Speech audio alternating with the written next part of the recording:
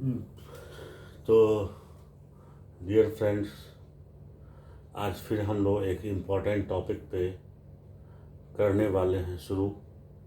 और इसमें आपको जो भी 2-3 वीडियो बनेंगे, मैं टॉपिक वन बाय वन करके उठा रहा हूँ। जो भी इम्पॉर्टेंट बातें हैं उसको कैसे याद रखें, क्या करें और कितना शॉर्ट में कितना इम्पॉर्टेंट है, इन सब बातों को मैं आपको बताता चल रहा हूँ। इसके पहले भी मैंने जीव विज्ञान में यानी कि बायोलॉजी में मैंने आपको वायरस के बारे में और फंगस के बारे में अपने पहले के वीडियो में मैंने डिटेल्स बताया है। ठीक।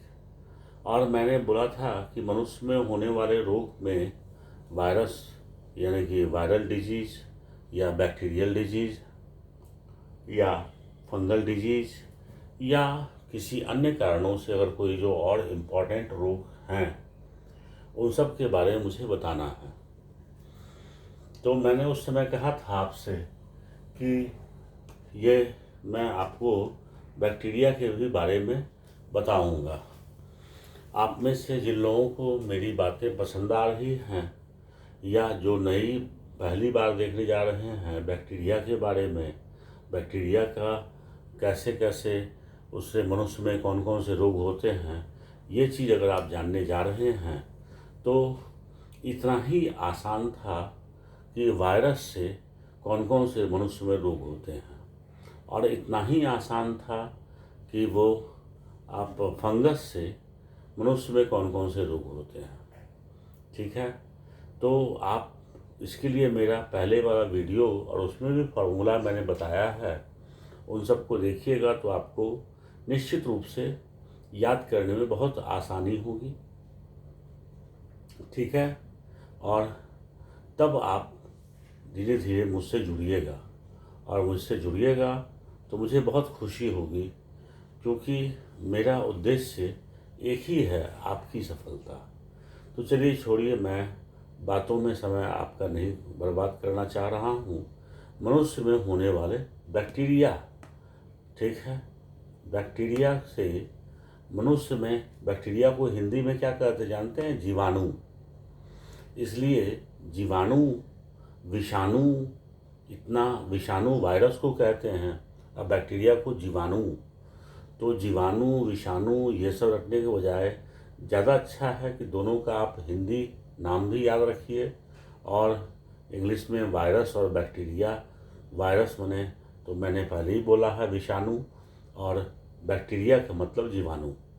तो मनुष्य में होने वाले रोग, टिप्स एंड ट्रिक्स इसमें अपनाना है।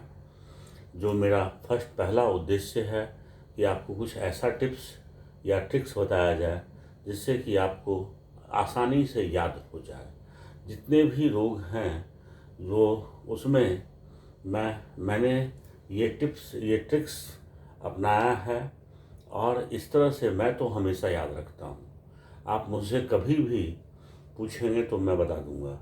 तो मैं आपसे भी यही उम्मीद करता हूँ। तो देखिए ये है क्या? टिटनेस, टाइफाइड एवं ट्यूबरक्यूलोसिस से पीड़ित डॉक्टर कॉलरा, माने एक डॉक्टर कॉलरा हैं, ठीक है, उनको टिटनेस, टाइफाइड और ट्यूबरकुलोसिस तीनों बीमारी है। ठीक है। यहाँ पर मैं आपको बता देता हूँ, कॉलरा सरनेम भी चलता है, और ये कॉलरा फेमस सरनेम हुआ करता है। तो आप उससे आसानी से आपको याद हो जाएगा, अच्छा डॉक्टर कॉलरा। सो कोई डॉक्टर कॉलरा हैं जिनको टिटनेस, टाइफाइड और ट्यूबरकुलोसिस है। वो तो है ही है, लेकिन फिर भी वो अपने बेटे को बहुत प्यार करते हैं, और इसलिए वो बेटे के इंटरटेनमेंट के लिए उसके साथ क्रिकेट खेलते हैं। तो टिटनेस, टाइफाइड तथा ट्यूबरकुलोसिस से पीड़ित डॉक्टर कॉलरा, जिसके बेटे को whooping कफ, अब देखिए बेटे को भी बीमारी है, ठीक है, क्या है? तो आप कहेंगे whooping कफ। whooping कफ एवं न्यूमोनिया है। ठीक है, के साथ, ठीक है, आगे बढ़िए, के साथ क्रिकेट प्ले करता है। ठीक है, क्रिकेट के साथ क्रिकेट प्ले करता है। अब इसमें देखिए, मैंने अपने इसमें ही सारी बातें लिखी है। टिटनेस एक बीमारी हो गया, टाइफाइड दूसरी बीमारी हो गई। टाइफाइड में फॉ से फूड पॉइजनिंग, इसको फूड पॉइजनिंग भी एक बीमारी है, ये भी अक्सर हाँ प्रॉब्लम होती है। तो फूड पॉइजनिंग, उसके बाद फिर ट्यूबरक्यूलोसिस, इसको क्षय रोग भी कहते हैं या तपेदिक भी कहते हैं। ठीक है, इन तीनों से पीड़ित हैं डॉक्टर कॉलरा।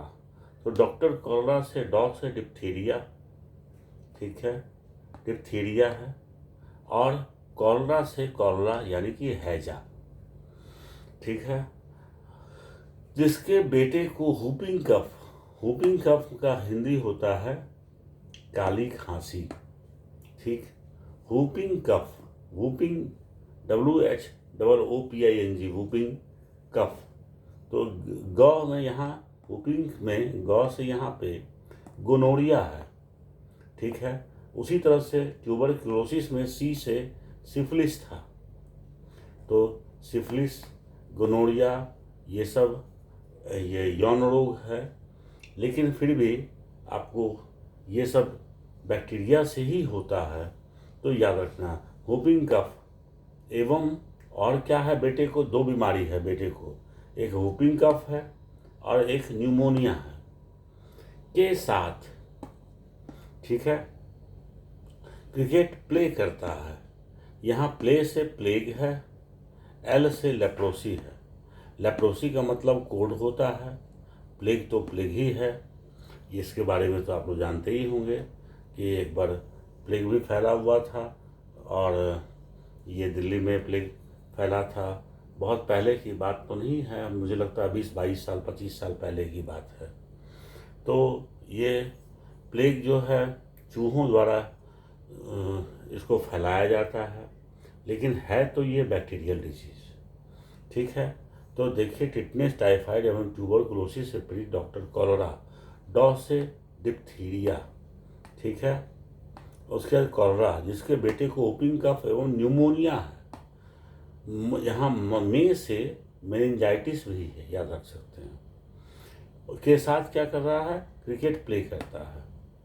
तो इस तरह से आपका ये